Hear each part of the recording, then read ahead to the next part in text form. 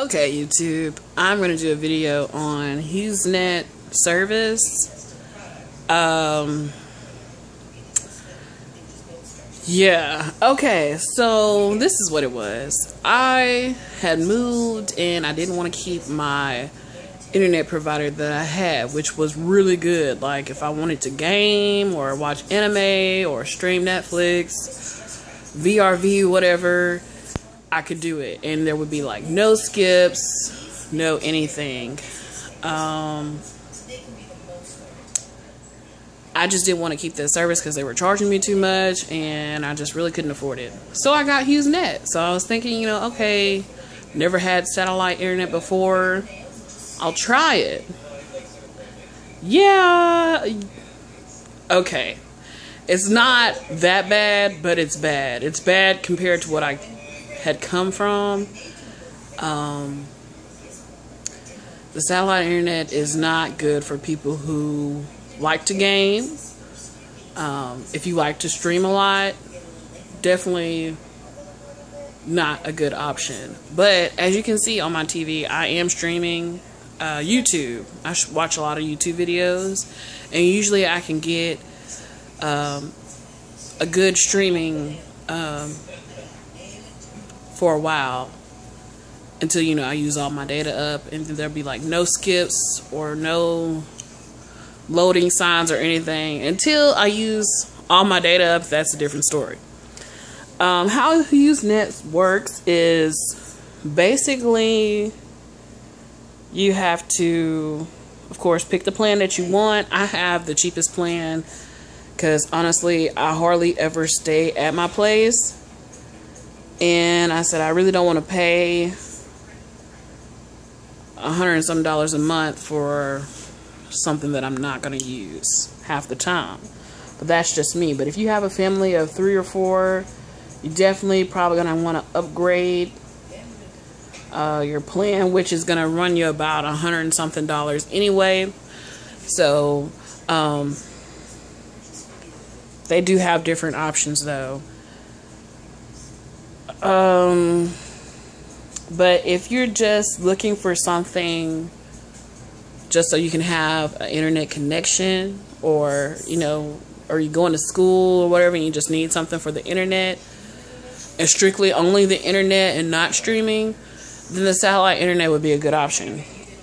But if you do plan on to stream, game, definitely not a good option because you will lag. I want to show you how HughesNet works on their plans. I have the cheapest plan. I think it's Prime. Here, I'll show you on my phone. I'm trying to pull it up. Oh my god, that's like really bright. Here, I'll dim it down a little bit. That still doesn't work. Let's see.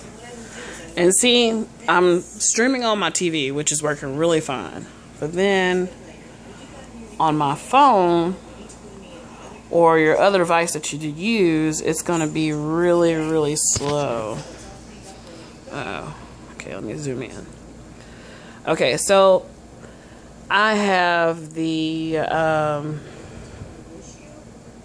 10 gigabyte data, and with the 50 gigabyte bonus, I guess that's what they call, you can only use your bonus between the hours of 2 a.m. and 8 a.m. And I'm like, who the freak's going to be up at that time to use the internet? But anyways, if you wanted to stream or watch, VRV or whatever, or game, that'll be the time you want to do it, because obviously you get to use that data only between those hours 2 and 8 your time. Damn it. Okay, my service just started over. Today is the 24th. It started over on the 20th, so 4 days ago, and I have 83% left.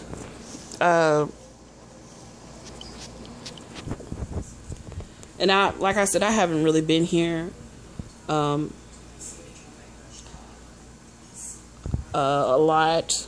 This is actually my first time staying home, actually. But they do have some services, like if you run out of data, of your service plan data, you can always buy tokens, which I've bought tokens before because I was trying to finish a show, and they are not cheap.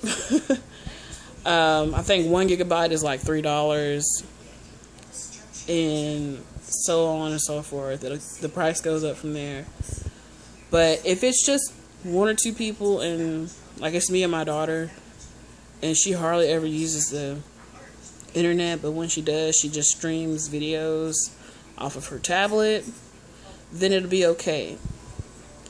It is satellite, so when the weather's bad, your internet service is going to be bad. And how they set you up is basically, it's a contract for 2 years. So you definitely want to choose other options if you don't like being in a contract like that. And I wish I would have known, because I would have canceled it or would have went with something else. But yeah, they set you up for a 2-year contract. And if you ever upgrade anything, like I'm using Generation 4, I think they're on Generation 5, then that's going to put another 2 years onto your contract. So you have to be careful with them, because they won't tell you that. And I was going to upgrade because I wanted more data. I wanted it to be faster, all that good stuff. I wanted that. And basically they're going to charge you, and then they're going to put you in a 2-year contract for doing that. So definitely ask questions. The only thing I like about HughesNet is that I didn't have to pay any installation fees. Like, I know we have Spectrum, Charter, and we have AT&T. They charge you to come out and